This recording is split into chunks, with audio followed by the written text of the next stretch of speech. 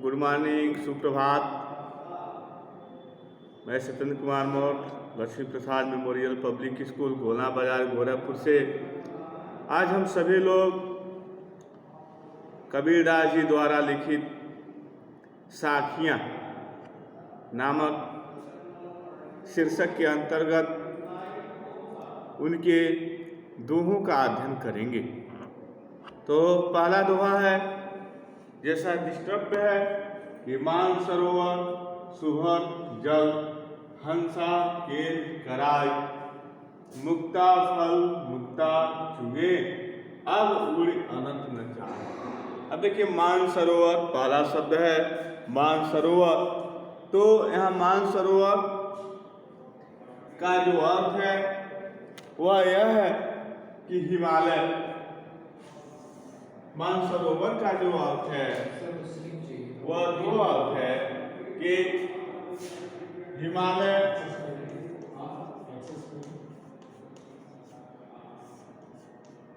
पर स्थित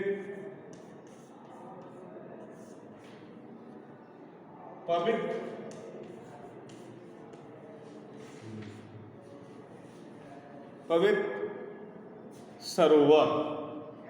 सरोवर मीन्स होता है, सरोवर मीन्स क्या होता है? सरोवर मीन्स होता है तालाब। सरोवर मीन्स क्या होता है? तालाब होता है। तो हिमालय पर स्थित पवित्र सरोवर अर्थात तालाब जो कैसा है? सुभर। सुभर मीन्स होता है, अब सुभर मीन्स क्या होता है कि अच्छी तरह से सुभर, भर मतलब भरना, सुभर मतलब अच्छी तरह से, अच्छी तरह से भरा हुआ। एक अर्थ हो गया। और दूसरा जो अर्थ होगा स्वच्छ। दूसरा क्या होगा? स्वच्छ। हर शब्द के दो अर्थ हैं। यहाँ मानसरोवर का दूसरा अर्थ क्या हो गया? पवित्र मन। क्या होगा? पवित्र, पवित्र, पवित्र मन। इसका दूसरा जो अर्थ होगा वह होगा पवित्र मन। सुभर का अच्छी तरह से भरा हुआ। दूसरा अर्थ होगा स्वच्छ। जल, जल मीन्स पानी।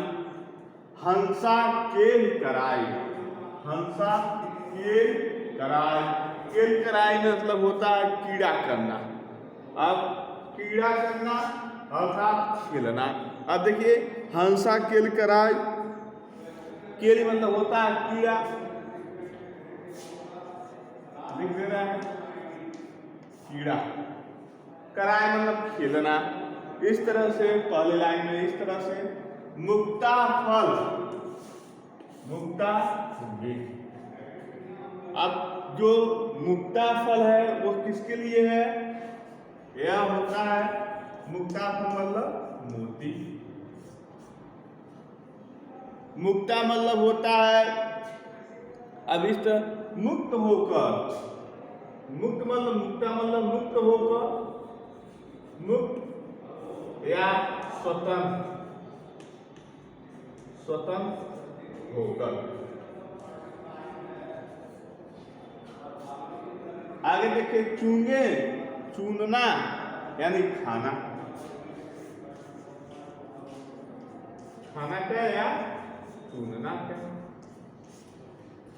अब उड़ी, अनत। अनत मतलब दूसरी जगह। अनत मतलब दूसरी जगह। न जाए।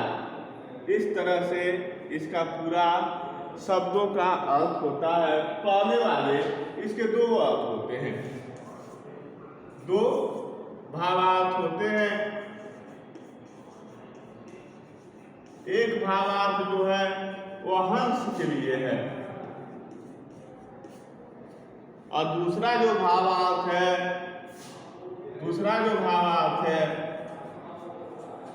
वह किसके लिए है? प्रभु भक्त के लिए, प्रभु भक्त के लिए। तो दो इसके भावार्थ हैं। पहला भावार्थ हंस के लिए, दूसरा है प्रभु भक्त के लिए। तो आइए पहले भावार्थ को हम देखें। तो मानसरोवर सुवर्ग कि हिमालय पर स्थित मानसरोवर नाम का एक पवित्र तालाब है जो सुभर जल अच्छी तरह से जल से भरा हुआ है, जो अच्छी तरह से भरा हुआ है। कबीरदास जी इन पंक्तियों के माध्यम से हमें बताने का प्रयास करते हैं कि हिमालय पर्वत पर स्थित पवित्र जो सरोवर है वह अच्छी तरह से साफ सुथरे जल से भरा हुआ है और ऐसे तालाब में हंसा मतलब हंसों का जोड़ा, हंसा के निकल आए। और मानसरोवर के उस पवित्र सरोवर में जो साफ सुथरे जल से भरा हुआ है उसमें हंसों का जोड़ा कीड़ा कर रहा है, अर्थात खेल रहा है, तैर रहा है। अब उसको उस तालाब में जो पड़े हुए जो मोती हैं, हंस जो तालाब में, कहाँ तालाब है? मानसरोवर रूपी जो तालाब है उसमें जो पड़े हुए जो मोती है उन्हें वह मुक्त भाव से यानी स्वतंत्र भाव से चुंग रहा है, अर्थात खा रहा है। और यह सब क्रिया करते समय उसे इतना आनंद महसूस हो रहा है, इतना उसे आनंद की अनुभूति हो रही है कि अब उड़ अनंत न जाए। तो वह उस मानसरोवर रूपी तालाब को छोड़ के किसी दूसरे जगह नहीं जाना चाहता। तो यह किसके लिए कहा गया?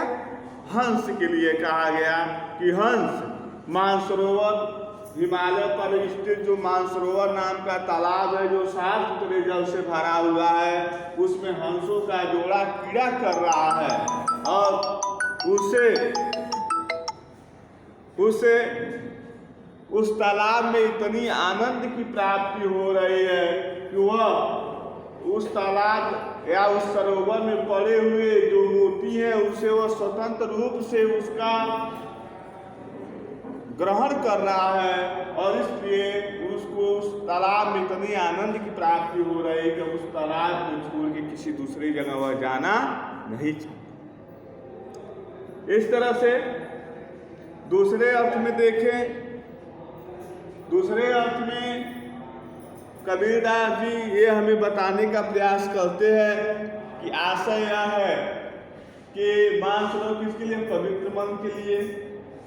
और कबीरदास जी कहते हैं आशय है कि प्रभु भक्त को, जो प्रभु का भक्त है अर्थात जो सच्चा भक्त है उसे प्रभु के भक्ति में इतना आनंद प्राप्त हो रहा है या इतना आनंद उसे मिल रहा है को प्रभु के भक्ति में मुक्त भाव से, स्वतंत्र भाव से उसे आनंद ही आनंद मिल रहे हैं। अब उसे प्रभु के भक्ति के अलावा दूसरा कुछ भी संसार में दिखाई नहीं देता था, उसमें उसका मन नहीं लगता है। कहने का तात्पर्य है कि प्रभु का जो भक्त है प्रभु के भक्ति में उसे अब इतना आनंद महसूस कर रहा है, उस प्रभु के भक्ति के अलावा वह संसार की वस्तुओं में उसका मन नहीं लगता है और इसलिए वह प्रभु के भक्ति को छोड़ के दूसरे कहीं जगह वह जाना नहीं चाहता। पहला हो गया। दूसरा आप देखें कि प्रेमी ढूंढत मैं फिरो प्रेमी मिले न कोई।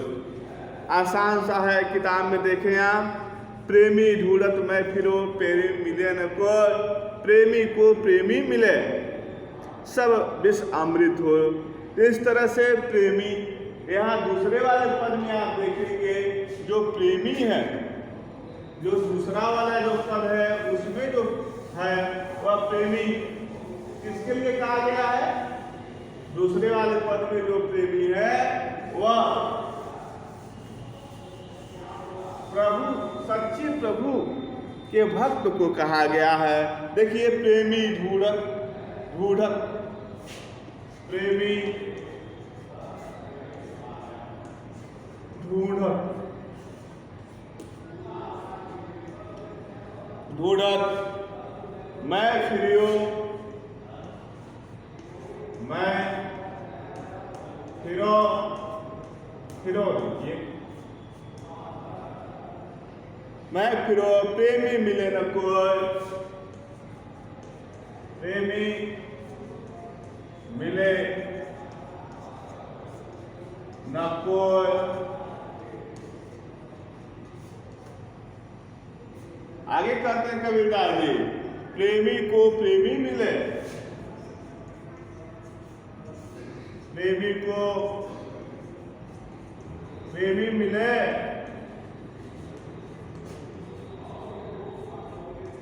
प्रेमी को प्रेमी मिले, सब विष अमृत हो, सब विष अमृत।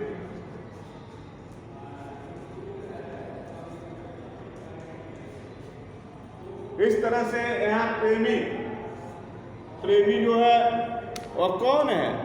यहाँ प्रेमी जो है वह सच्चा भक्त, वह सच्चा भक्त है। कबीरदास जी कहते हैं प्रेमी ढूढ़त मैं फिरो, मैं भगवान के सच्चे भक्त को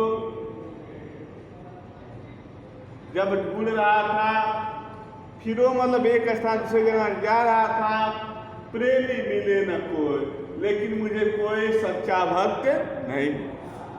कहते हैं प्रेमी ढूंढत मैं फिरो, जब मैं भगवान के सच्चे भक्त को ढूंढ रहा था तो ऐसे स्थिति में मुझे कोई भगवान का सच्चा भक्त मिला ही नहीं। प्रेमी को प्रेमी मिले, एक सच्चे भक्त को, जब सच्चे भक्त को जब सच्चा भक्त मिल गया तो सब विष अमृत हो। तो ऐसे स्थिति में उसके जीवन की जो विष, विष मतलब यहाँ वासनाएं, दुर्गुण, भौतिक संसाधन,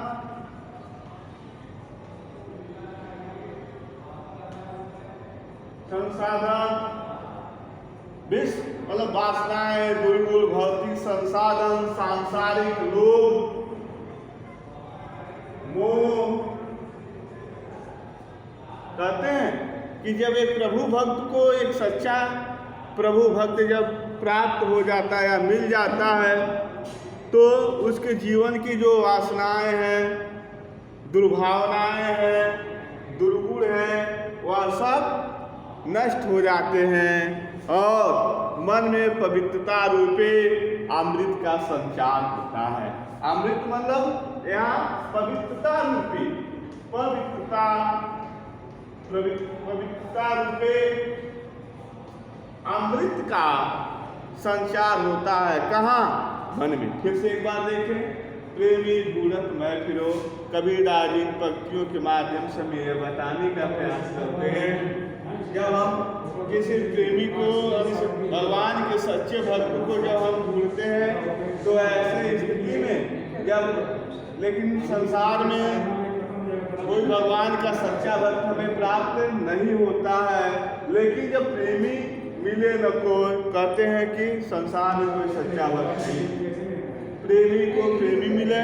जब एक भगवान के सच्चे भक्त को जब एक सच्चा भक्त मिल जाता है तो उसके जीवन के सभी वासनाएं, दुर्गुण वासनाएं सब क्या होती हैं, समाप्त हो जाती हैं। और इस तरह से कबीरदास जी एक सच्चे भक्त की महत्वता को इस पद के माध्यम से इसमें दर्शाने का प्रयत्न करते हैं।